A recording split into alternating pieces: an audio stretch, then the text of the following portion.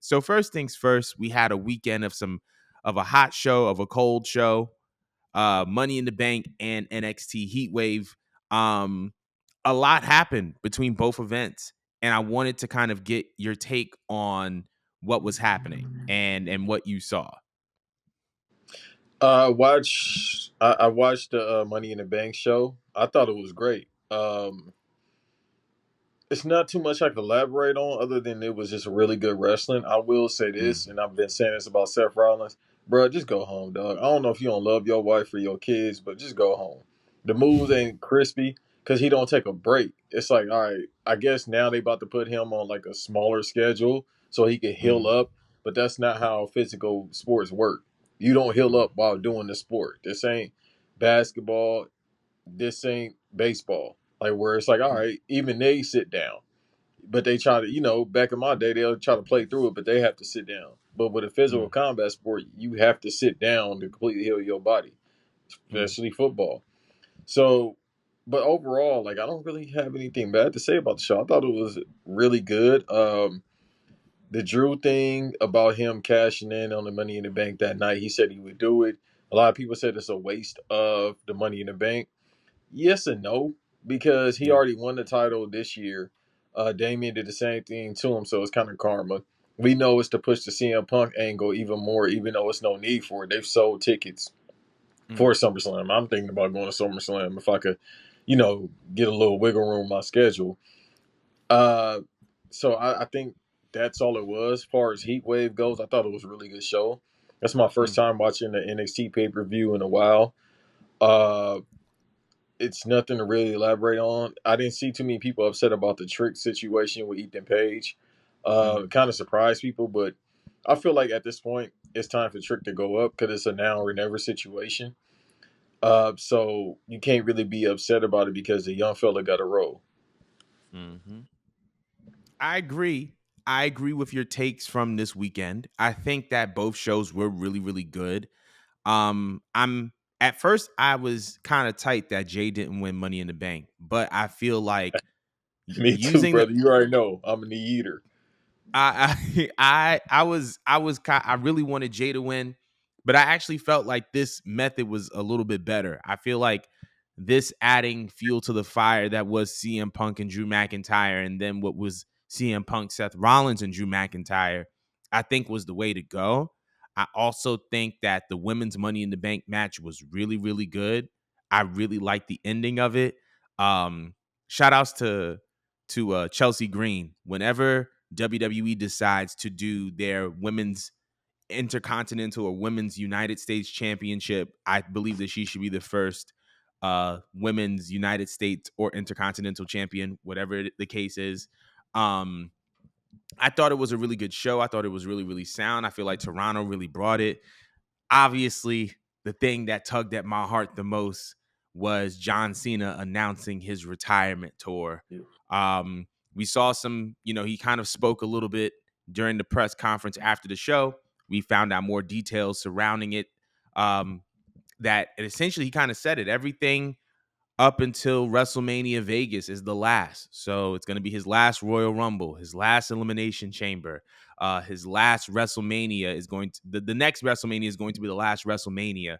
Um, and everything in between, it's just planning to be his last. It looks like he's going to have a heavy presence on WWE Raw once they move over to Netflix, which is great because it gives them an opportunity to really establish the program with some pretty hot feuds and some pretty hot matches, especially with Cena being on there, especially with all the money that Netflix paid WWE for their live broadcasting rights. So I thought that was definitely interesting. I definitely wanted to know before I give my take on Heatwave, um, how if you had to choose John Cena's last opponent, who would it be? I think by default you got to go with Randy Orton because Mm, anybody else, it's like, can they carry him in a match? I think this is 4 years too late, and this is coming from Jordan knows, and a lot of people that know me personally. I'm a huge John Cena mark. Like he's definitely in my top three favorite wrestlers of all time. So come hell or high water, I'll be at that WrestleMania. Ironically, it's home number 2 or 3, so to speak, being in Vegas. So mm, I'll definitely be there. It has to be Randy Orton. Some people said CM Punk, but even CM Punk at this point, it's hard for him to carry a match because he's injury prone. Mm, We've seen the past 4 years, like the on and off stuff. It was like, yeah, man, you shouldn't have called it back then. Hell, he probably could have called it, well, 3 years ago, but he shouldn't have called it in 2020. It's yeah, just people get old. I think we fail to realize that because we've been watching these, icon figures for. Yeah, he been in the business what 20 he was in the E 22 years ago. So we've 22 been years. seeing, and then we fail to realize, like when we see LeBron, and then Mm, LeBron has looked old the past two couple seasons, 3 seasons. Like, yeah, you'll see spots of him being LeBron for the first couple games, but then he'll yeah, get slow. It's just yep. Father Time is undefeated. No matter how many supplements or regimens you take, that's just what it is. But it has to be Randy Orton. I feel like one more time, one last time would be great, just because they've had one of the greatest rivalries of all time. Otherwise, that I can't see anybody else. I thought about Taker for a minute, like, can you do that? But I Yeah, think he's cooked as I don't think so. well. It's, I mean, Curtis cooked. Kurt is not even in shape. Like, Kurt lost a lot of weight too. God bless him. So I Mm, think by default we got to go with Randy because, yeah, I don't. I mean, Gunther is what people want for WrestleMania. I think he can carry him in a match if we do it at WrestleMania. mm. I actually agree with you. Actually, John Cena versus Randy Orton is the rivalry that defined ruthless aggression. When we talk about the greatest products from that era, it's John Cena, it's Randy Orton, and it's Batista. And so I feel like in that case, it's only right for you to close it out with Cena and Orton. I think that I can see Cena and Punk as well, but if they do a match, I feel like it's going to be on Raw as opposed to it being at Yeah, WrestleMania, especially with, Raw trying to establish itself on Netflix. I feel like that would be a good way to kind of add to that library. So I can see Cena, Punk for Raw, and I can see Cena, Orton for the last WrestleMania in Vegas. Now, on to Heatwave, because I thought it was super interesting that Trick Williams lost the NXT championship. Because can you make the argument that he's being called up? Yes. I don't think it's about Trick, though. I think this is about Ethan Page. More specifically, this was about the message that WWE was trying to send AEW wrestlers who may be in question of, not in question, but may have the desire to jump from one company to the next. You look at the main roster, the face of the company is a former EVP of AEW. He's the WWE Undisputed Champion. He's Cody Rhodes. You look at NXT, the face of NXT is one of the guys in AEW who was arguably underutilized. Let's just put it like that. He was underutilized. The guy can talk. He has the look. He has the feel. I feel like this was a message to AEW to say, hey, regardless of where you are on the roster, if you think if you come over to WWE that you're going to have to lose yourself, that's not the case. You can be yeah, all ego Ethan Page. You can be the American Nightmare Cody Rhodes, which were gimmicks that were used in AEW. You can be that over here.